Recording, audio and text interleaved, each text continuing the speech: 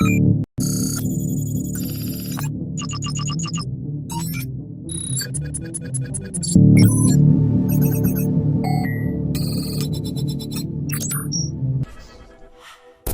believe that a technology exists wherein speech can be encoded and transmitted via microwaves so that it can be heard inside the human skull?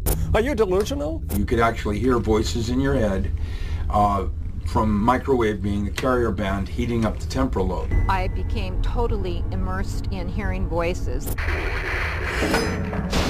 that few, if any, of us can understand. Extensive information gathering on every American. Electronic surveillance. The era of the computer. A people plagued by dehumanization, loneliness, and violence. Dramatic? Perhaps. But we are losing control of our technology and our lives. Invasion of privacy. Growing government and corporate power over our lives. There have, of course, always been two essentials for controlling people from a distance.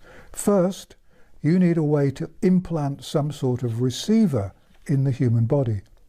Over the years, the receivers available have got smaller and smaller. Today, people still think of microchips as being little things you can pick up and hold between your fingers, the sort of thing you might find in a mobile phone, for example. But some microchips are now way, way smaller than that. You can get a pile of the things on a fingernail. You could get one in a syringe and through the needle. You could get one in a spray and blow it up your nose. That small. Not that anyone would want to inject a microchip into themselves, of course, though other people, I suppose, might like to do it for them. The second necessity is for a transmitter. And that's not difficult at all. You need a tall post of some kind, a flagpole or a tall building, or a pylon would do. And then you stick your transmitter on the top so that it can send out its messages over a wide area.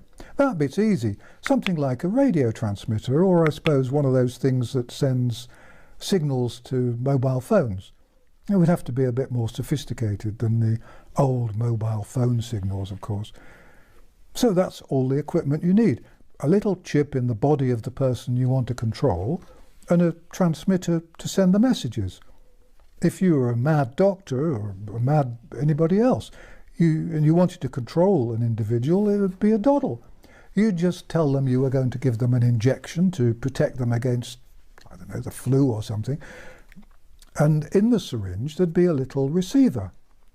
And then you'd stick a transmitter on the roof of the house across the road from where they lived.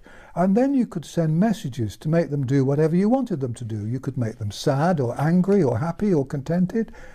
You could make them run or fight or just spend all day in bed. Remember, that's what Dr. Delgado was doing over half a century ago. It's nothing new. Of course, if you wanted to do the same thing for lots of people, you need a lot of people to help you. Say you were a really bad person and you wanted to control a whole population, for example. You could make people do whatever you wanted them to do. You could make them go shoplifting or vote for somebody or anything you wanted them to do. If you wanted a smaller population, you could make everyone stop wanting to have children. It would be terribly easy.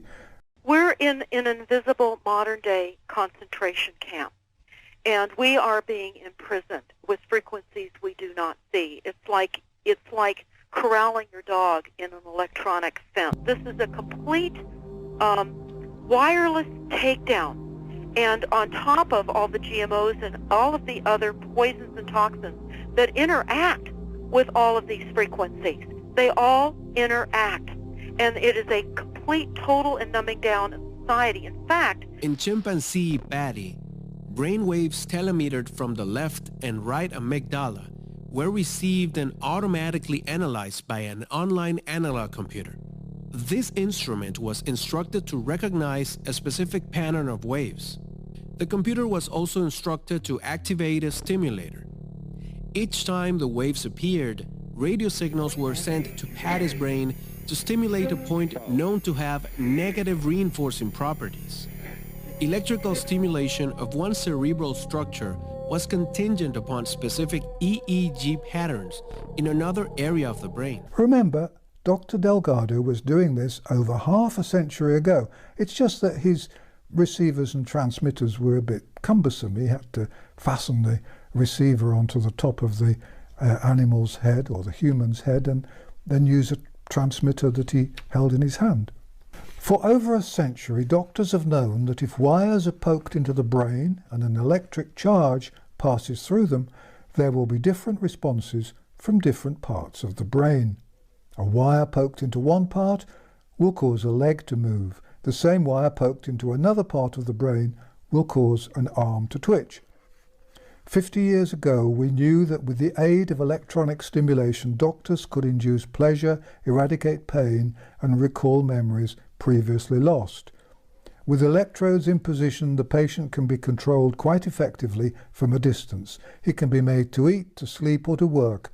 His appetite, heart rate, body temperature, and other factors can also be monitored and controlled. Researchers have shown that gentle cats can be transformed into aggressive beasts if certain parts of their brains are stimulated. In one dramatic experiment, Dr. Delgado of the Yale University School of Medicine in America wired a bull with electrodes and then planted himself in the middle of a bull ring with a cape and a small radio transmitter. The bull charged but was stopped by Dr. Delgado pressing a button on his transmitter. The bull screeched to a halt inches away from Dr. Delgado. Dr. Delgado reported that animals with implanted electrodes in their brains have been made to perform a variety of responses with predictable reliability as if they were electronic toys under human control. Similar experiments had even then been performed with human beings. The patients selected had all proved dangerous and had shown that they had uncontrollable tempers. Any function in the brain, emotions, intellect, personality, well, could be perhaps modified by this non-invasive technology. It was Delgado and people like him who started the long, slow journey towards the control of the human body and human mind. If you wanted to do all this, you'd need to be very, very rich to start with, somebody with loads of money and lots of contacts. A billionaire, really, I suppose, and somebody with not too much in the way of morals. And you'd need something to inject into people. I suppose it would have to be a medicine or something. And then you'd need somebody who was good at software to help with all the transmitting and the receiving.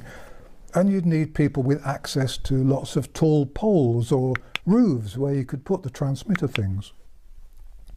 But none of that would be any good unless you had a reason for injecting people. You can't just go around injecting millions of people for no reason.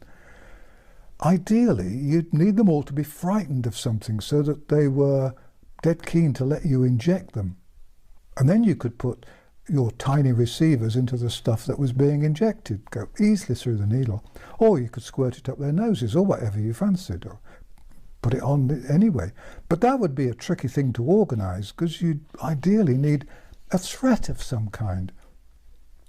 You could tell everyone they were going to get the plague or something if they didn't let you give them their wonderful antidote. I suppose that might work. But for that you'd have to have a big scare about something. And that wouldn't be possible because you'd need some experts to say there was a big scare coming or present when really there wasn't. So they'd have to make up something or find something and then exaggerate it. Or you could find somebody not very good at what they did, I suppose, and get them to make a forecast that terrified the life out of everyone. And then you'd have to keep people really scared. You could get all the media on your side. You could, I suppose, get people so scared that they were happy to put up with all sorts of rules and restrictions. And you could tell people that if they didn't do what you told them to do, then the scary thing, whatever it was going to get worse than ever. We'll have to prepare for the next one. That, I'd say is will get attention this time. And you'd need some experts and advisors, preferably somebody who had links to the companies making the stuff you were planning to give people. And you could promise them all sorts of things. And you'd probably need some fairly greedy and some compliant politicians too. But it really wouldn't be possible to arrange all that, would it? And anyway, there's another problem, because you'd need to keep people separated so that you could make sure the messages you were transmitting reached the individual receivers. You'd have to have people standing several feet apart all the time, and there's no way you could get people to do that. So it couldn't possibly work, could it? Even if that's what somebody wanted to do. Although it may feel like it at times, please remember, you're not on your own. More and more people are waking up. I firmly believe that together we will win this fight. And remember, distrust the government, avoid mass media, and fight the lies. Thank you for watching. You what, mate?